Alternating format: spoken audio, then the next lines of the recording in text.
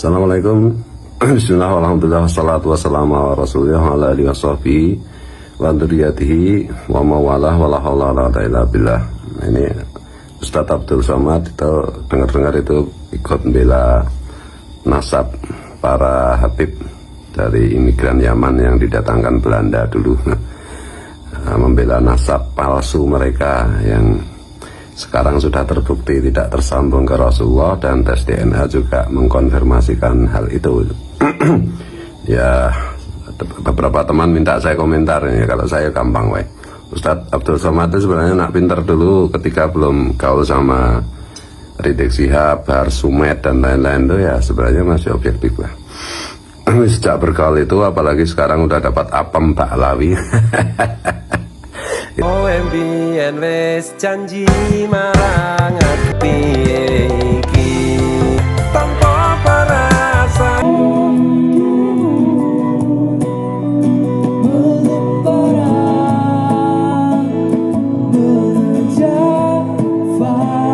aku dalam buah.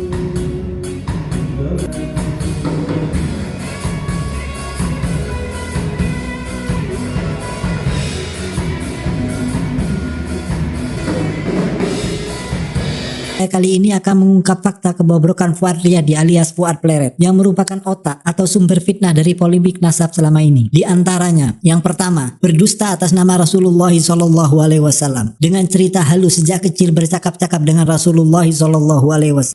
Gus Fuad itu menceritakan kalau dia itu di masa kecilnya berjumpa dengan Nabi Muhammad SAW dalam setiap harinya. Ketika ada orang bertanya sesuatu, dia berkalam-kalam sama Nabi Muhammad.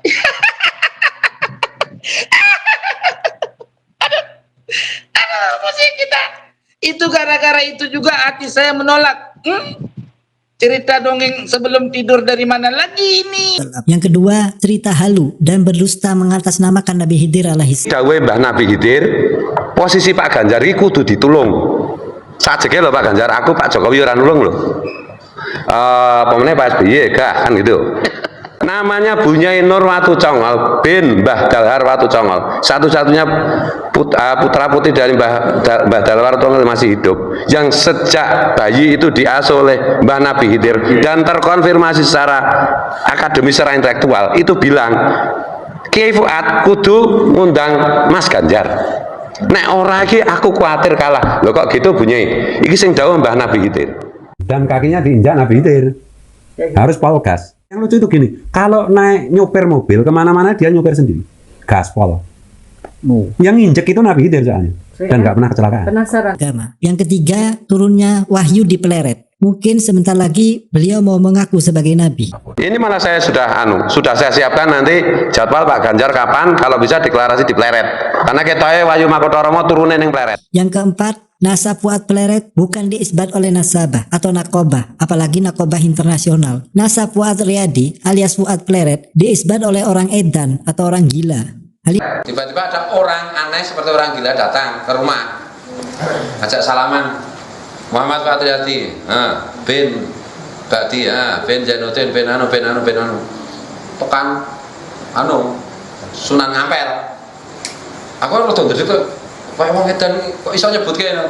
Terus selesai Mas, aku dari buku silsilah keluarga aku tak jajal sebut kayak, tak buka disebut kayak rawatan.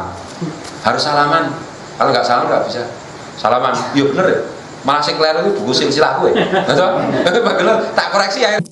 Yang kelima, berdusta mengaku sebagai keturunan Sunan Ampel melalui jalur Sunan Bonang. Di buku Atlas Wali Songo disebutkan Sunan Bonang tidak menikah dan tidak memiliki keturunan sampai akhir hayatnya. Gus Fuad Pleret Aris, kamu tahu, beliau itu anak kedua dari Haji Ahmad Abdul Bakti.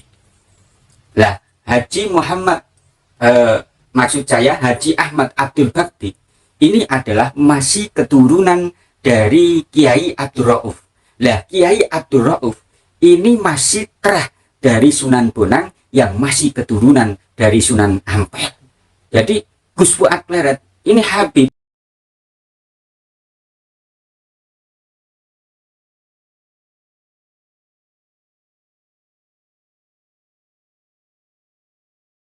Yang keenam, mantan ateis. Bagaimana mungkin dengan cerita halu bercakap-cakap langsung dengan Rasulullah SAW sejak kecil, akan tetapi menjadi seorang ateis? Aku ki mbiyen kan ya semester loro aku wis ateis. Aku wacan-wacan aku baca Das Kapital atau Manifesto Komunis atau wis macam-macam aja gitu.